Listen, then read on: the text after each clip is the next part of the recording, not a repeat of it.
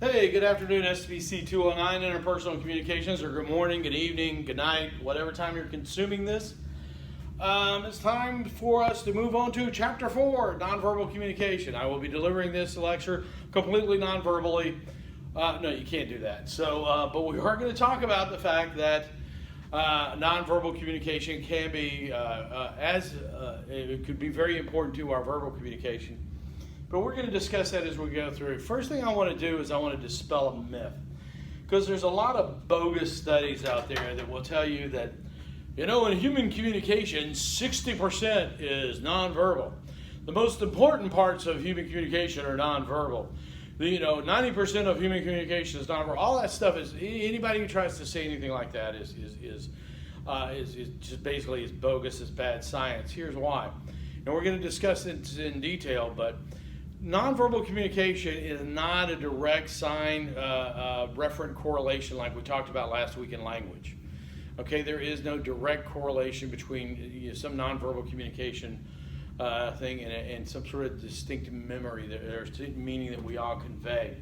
Okay, and there are instances where 100% of the communication is nonverbal. Okay, I get cut off all the time driving I-20 coming to work. And I will tell you, if I have the opportunity to catch back up with them, I don't road rage, I don't speed up, but if I have the opportunity to catch back up with that driver who cut me off, I have nonverbal communication with him. There's nothing verbal. I don't roll windows down or scream or anything, but I do some nonverbal communication to let them know that I'm really not happy with them. So let's just understand, starting off, that nonverbal communication is a core competency, though, for effective communicators. We have to understand that if you can't use nonverbal communication well, you're not going to be a good communicator. Now, there are those instances where there is no nonverbal communication and the communication is completely and totally verbal. We've invented emojis to try to sort of get around that. But really, when you're sending a text message, it's pretty much all verbal. When you're writing an email, that's pretty much all verbal. Again, we put in graphic representations in there like emojis, but still, that's pretty much all verbal.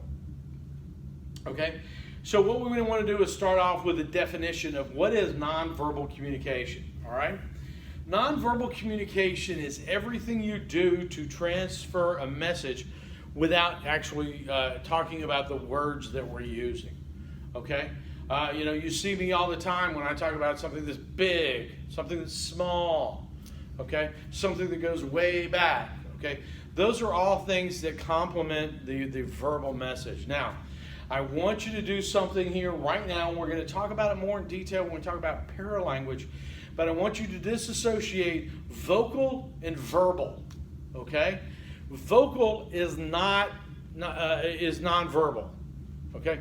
But vocal isn't what we talk about when we say actual words. Remember, from language, words have a sign-referent relationship. When I say chair, C-H-A-I-R, we know that it refers to something you sit on. Okay? But just because I say chair doesn't mean that that's the only way to vocalize it. It's not the only way to communicate it. In American Sign Language, chair is a word. Okay? And that is not nonverbal communication. All right? So don't assume that, again, American Sign Language, there is a sign-referent relationship between those two actions. Okay? That is a chair. All right? This is not a chair. When I say, hey, the chair, okay, that implies it's a big chair. Okay? So make sure when we're talking about nonverbal communication, you're comfortable with the idea that we're talking about everything we do to communicate without actually using words. Now, nonverbal communication can use all the senses. Okay? Propane. We understand that it involves, can involve hearing, it can involve touch, it can involve sight. But people go, well, what about smell? Propane that you use to barbecue that smells absolutely horrible, they put that smell in the propane to communicate to you that you have a leak. Okay? Touch. If you're about to step in front of a train and somebody reaches and grabs you and pulls you back or puts their hand on your chest to stop you, that's nonverbal communication. So nonverbal communication can involve sight, sound, taste. Taste. I'm struggling for an example, but nonverbal communication can involve all your senses, okay? And it also involves paralanguage. Now, I talked about this just a second ago. Paralanguage is all of those vocalization things that don't actually involve the words, because we can communicate vocally without communicating verbally, all right? I mean, anybody who has kids has probably looked at them and go, okay? If somebody does that to you, well, if somebody did it to you at the mall, you'd probably think they lost their mind and you'd call the police. But if somebody looks at you and go, okay? Okay, those are all paralanguage. That's the use of your vocal inflection, the three key variables with your voice, the rate, pitch, and the volume. Changing all of those are nonverbal communication. Okay, so let's distinguish between language, or the use of words, which is verbal communication, and paralanguage, which is the part of vocalized communication that we can use to communicate nonverbally.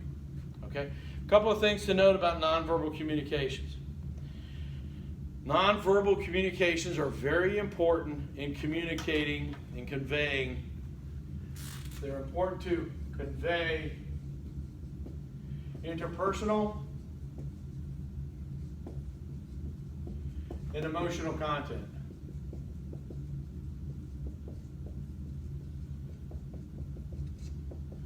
Okay, how many of us have ever gotten in trouble before when we respond to a text message, or we respond to an email, or we respond to an Instagram, and somebody, with our significant other, and people immediately jump back with, well, what did you mean by that? Why are you so angry?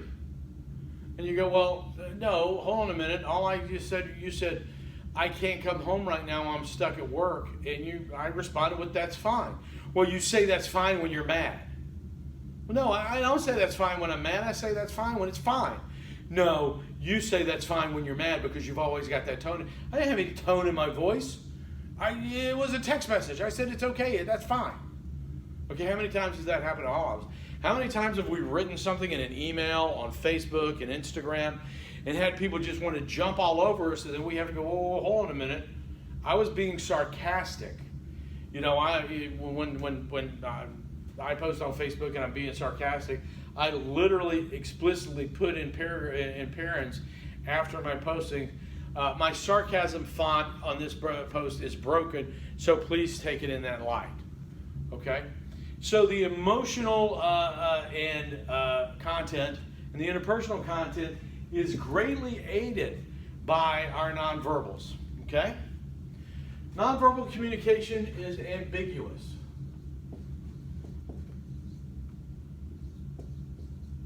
Is that spelled right? Ambiguous. Okay? There's no direct sign. If I say, okay? What does that mean? Well, usually we all know it to mean hello. But there's no direct relationship. All right? We oftentimes find nonverbal communication more believable. We find nonverbal communication more believable. All right? And the reason for that is we think that nonverbal communication is less planned, less controlled. All right? And I've got to get close to the camera. When somebody says, yes, I have absolutely taken care of that, what you're going to believe is going to be the nonverbal head shake, not the verbal confirmation. Okay? And to follow along with that, nonverbal confirms, what exactly was the words I picked? Confirms, reinforces, confirms, substitutes for, or contradicts your verbal message. Nonverbal communication can confirm, can substitute for, or can contradict your verbal message. So really your verbal message and your nonverbal message have to go together, okay? And again, I just showed you an example of a contradictory. If you sit there and you're doing something, you're talking about something that's very emotional, for you to show great emotion, for you to reach out to them, to actually, to touch them, to tactily reinforce what you're saying. All of those things go to substitute and confirm your verbal message, okay?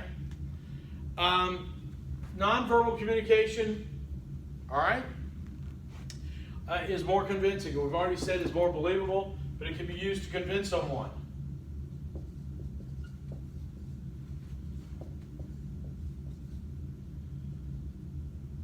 Can be convincing. Yeah, that's it. Can be convincing. Nonverbal communication can be the key to convincing someone. Okay. That's also there's a blowback on that nonverbal communication can also convince people that you're a liar. One of the things that I ran polygraph tests. I ran over 1,000 polygraph tests for the Department of Defense, and one of the things that we would always look for was what we would call the direct positive confrontation. When we would just sit down right in front of the person and say, hey, listen, we've been asking you about your drug use, and clearly you've been deceptive. You withheld information from us. And when they would just sit there and go, I've told you absolutely everything about all the drugs I have ever taken. Okay? Now that nonverbal says to me that person is been deceptive and continues to be deceptive.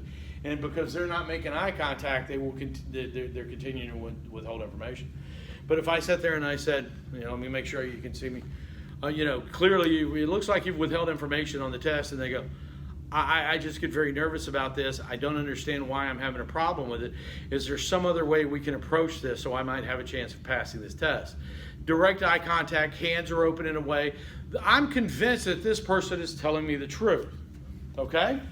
So nonverbal communication can be convincing, but when you know you're going to lie, you have to have the nonverbals down and pat so that you're not contradicting yourself. Okay? Because the first person that's going to generally contradict you when you're being untruthful is yourself. Because your nonverbal communications will go into that, I don't know why you're saying that to me. Okay? That's the kind of thing you need to be aware of. Okay? And nonverbal communication regulates conversations.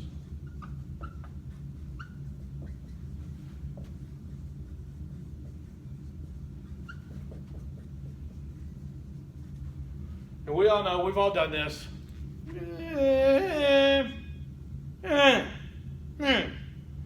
That is I don't want to hear anything else. I've not used any words. I don't have to go, for us to look at someone and go, hey, would you please shut up? Would you stop talking? That would be considered rude and offensive. Okay? But for us to go, I don't want to hear anything else. It's the exact same message, but if I sat here and go, stop talking, we would very potentially find that offensive. But if we were to go, okay? So nonverbal communication can be used to regulate conversations. All right? So it conveys interpersonal information and emotional content. Nonverbal communication is ambiguous because there is no sign direct relationship. Nonverbal communication is actually usually more believable, which it confirms, substitutes, or contradicts our verbal message. It can be more convincing than our verbal messages, and it's used to regulate conversations.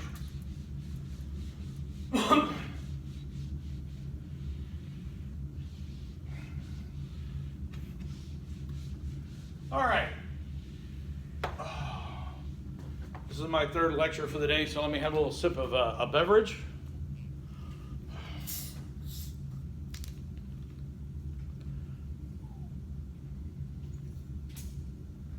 Our beverage today is Sparkling Ice Orange Mango. Sparkling Ice, because it's cheap at Costco. Okay. All right, so there are the basic types of nonverbal communications. First is kinesics.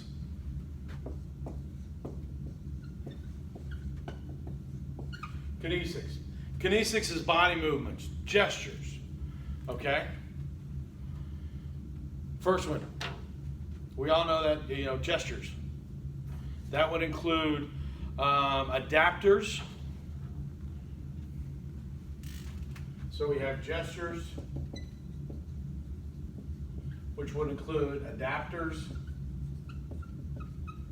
Okay, an adapter is when you're doing something to indicate or compensate for an internal state.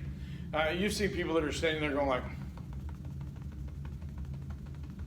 they've just got so much adrenaline, so many things pumping through their body from communication apprehension that they're just sitting there going, or you see their knee going like, okay, you probably can't see that. Okay, or they're twiddling their thumbs or tapping their fingers or stuff like that. An adapter is something that indicates an internal state. Okay? There are emblems.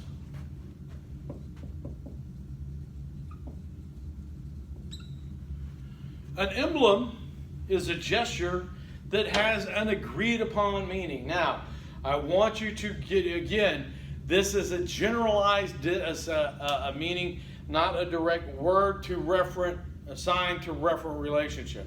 Okay, we all know what this means. Okay, it generally means come back, come to me, come in my direction. If you're backing a truck up, that means continue to back up toward me. If you see somebody across the way, you go, hey, Bob. That means come here, come to me. Okay, that is an emblem, is a generally agreed upon hand gesture. Okay, when you see a police officer standing in the road, that means go to the left. Go to the left. Okay? All right? Then we have illustrators.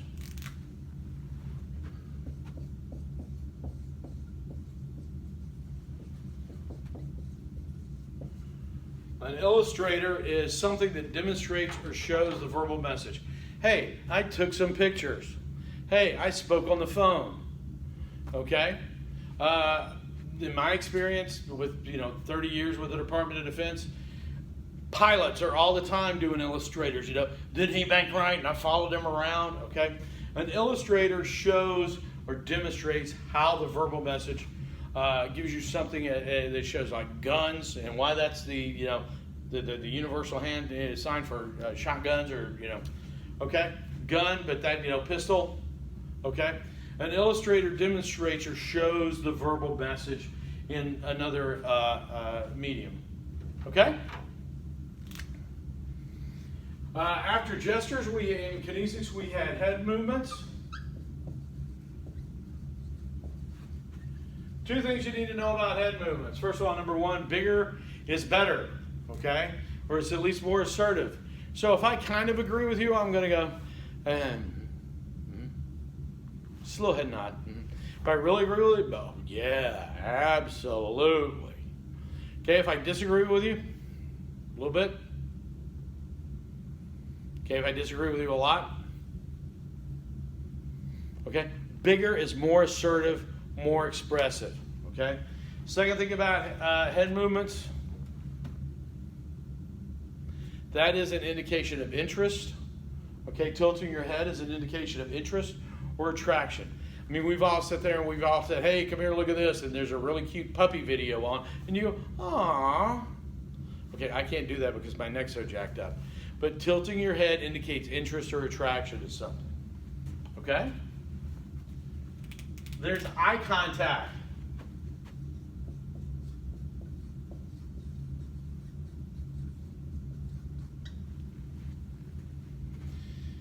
Right? Eye contact shows engagement. If I'm looking at you, one of the quickest way for me to get your attention is just stop and stare at you. Not stare, that seems weird, but just to make eye contact with you. Okay? And it can be used to show dominance, because if you've ever been pulled over by a cop and you've been having words with the cop and he gets you out of the car, not the simple when he's always standing behind you sliding things through the window, but when he gets you out of the car, one of the things police train to do is to do this. Either this, which is very skeptical, or this. And then they make eye contact and they hold eye contact until you break eye contact.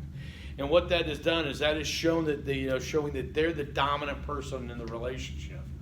Okay, so eye contact can show engagement, and it can be used to show dominance. So far we're talking about kinesics, okay? And that's going to include, kinesics includes gestures, which are adapters, emblems, illustrators. We also have, and this is separate, I've lined it up here wrong. After that we have head movements, then we have eye contact. Then we're going to talk about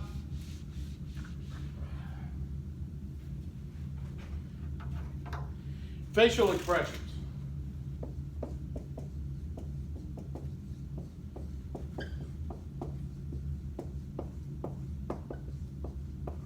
Facial expressions.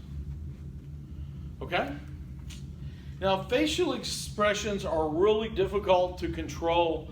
What the author of our textbook refers to as the flash response.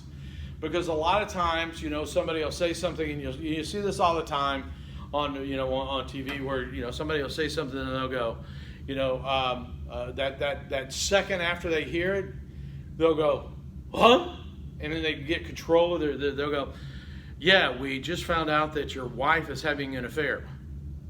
Oh, I'm okay. That's okay. I'm fine with that. Okay? Bob just got promoted to vice president. That quick flash response. Okay?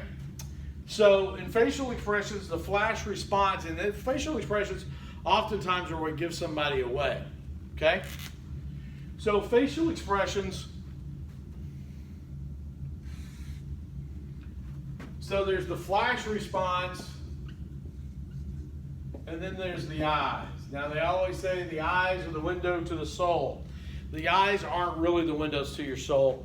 Of all the voluntary muscles you have in your entire, your heart's pretty much involuntary, your diaphragm is pretty much involuntary, but the smallest muscles in your body, the ones that are around your eyes, the one that control your eye movement, are the hardest to control. So a lot of times when you're feeling stressed, those muscles will contract and give you little wrinkles and make you squint a little bit, okay?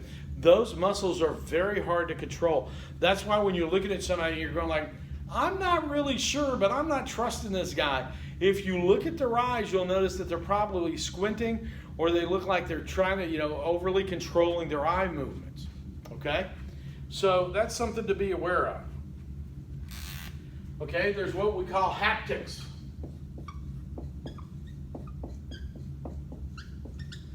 Haptics is the study of touching as part of nonverbal communication.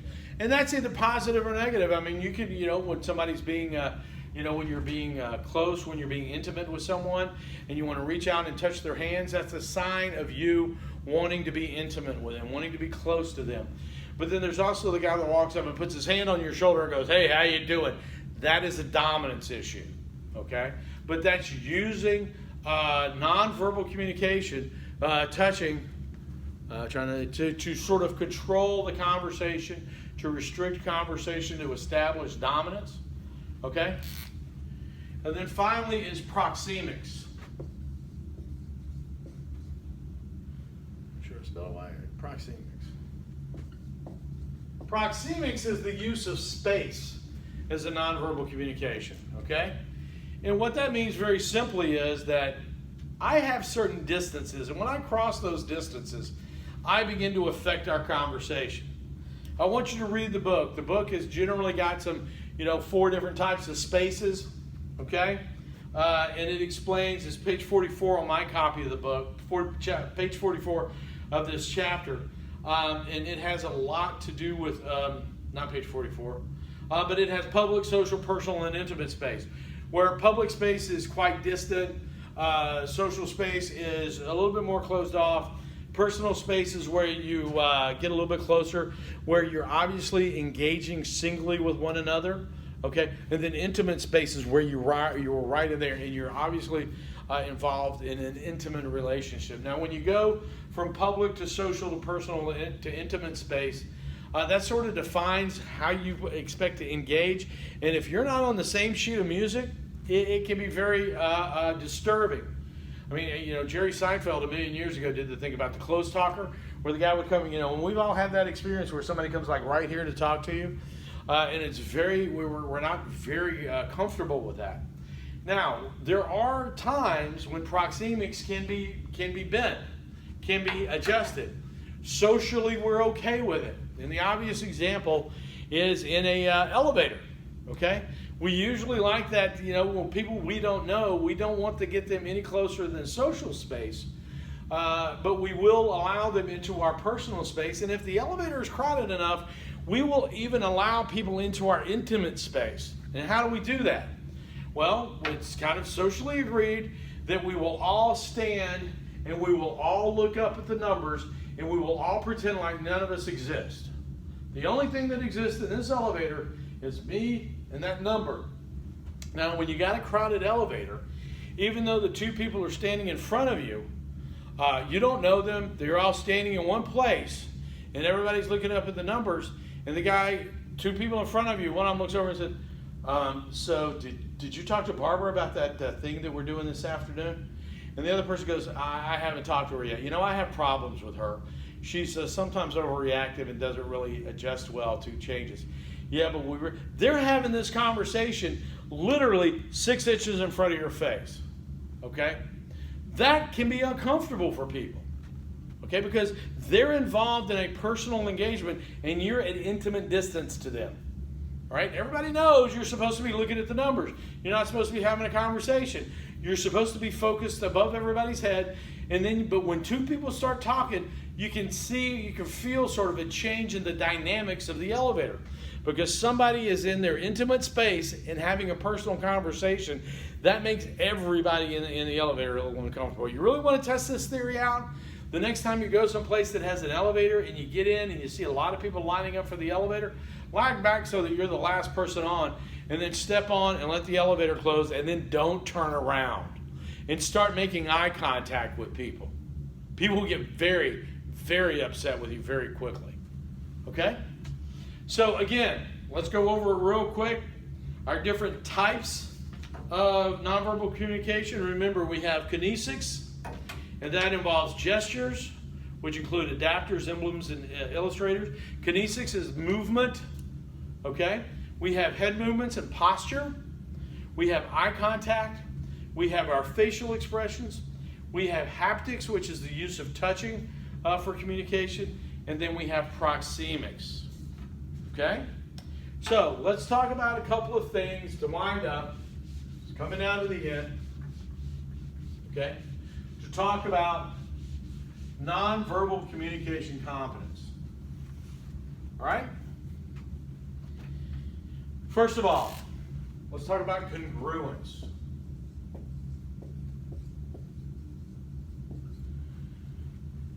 We expect people's nonverbal and verbal messages to be in sync with each other, to be the same. Okay? We expect, if you're telling me the truth, if you're being open and honest, we expect people to be open and honest. We expect them to make eye contact. We expect them to have, be in the personal distance. Okay, we expect that they will be open about what their hand gestures, and their hand gestures will be to the outside. If somebody looks at you and says, "Hey, listen, I am telling the absolute truth. I don't understand why you keep bugging me about this." Okay, those two are in conflict. Okay, they are at odds with each other. I am giving you verbal assurances that I'm being honest, but then my nonverbal messages are in complete contradiction to that. Okay, and as we've discussed earlier, people are going to go by your nonverbals. Your nonverbals are going to be more convincing because we feel that nonverbals are more honest because they're less controlled and they're more emotional. Okay, now there's a large section in the book. This starts on page 44 of my book, explaining ways to be more effective in using kinesics. Read that. Read it in detail. I'm not going to go into 8 pages here as part of this lecture, but you really need to look through that and go through it because it's very important for you to read, and I will make sure that there's questions on the final concerning it. Also, finally, some guidelines. Okay?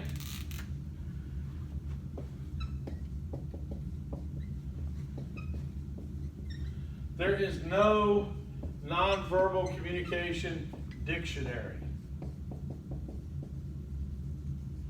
Okay, if I wanted to look up chair, the word chair, or if I wanted to go to an American Sign Language dictionary and look up chair, okay, I would find that definition. There is no nonverbal dictionary for me to look up and go, hey, come here. Come here. Yeah, you.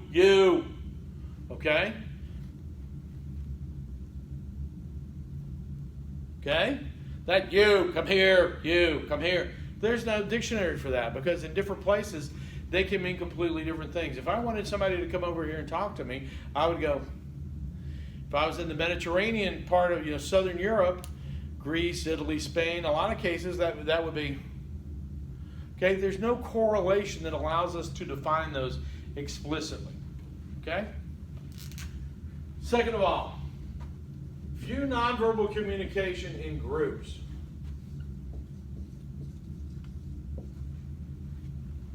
Don't look for any single gesture or any single nonverbal event. Okay? Look for groupings of behaviors that will give you, that will able to put them all into context. All right, and then the next thing is context. Nonverbal communication should be seen in context.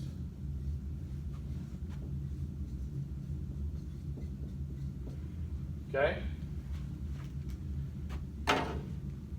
Again, so if the individual is, obviously testifying before Congress, and I don't know what you're talking about, Mr. Representative, that person has been asked a question they really do not want to answer to, do not feel like they can answer honestly.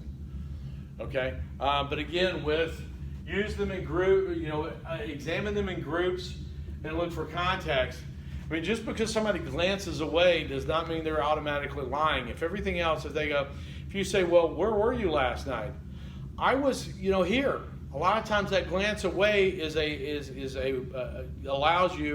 simply an opportunity for you to break contact to allow you to think. It's not an attempt to be deceptive.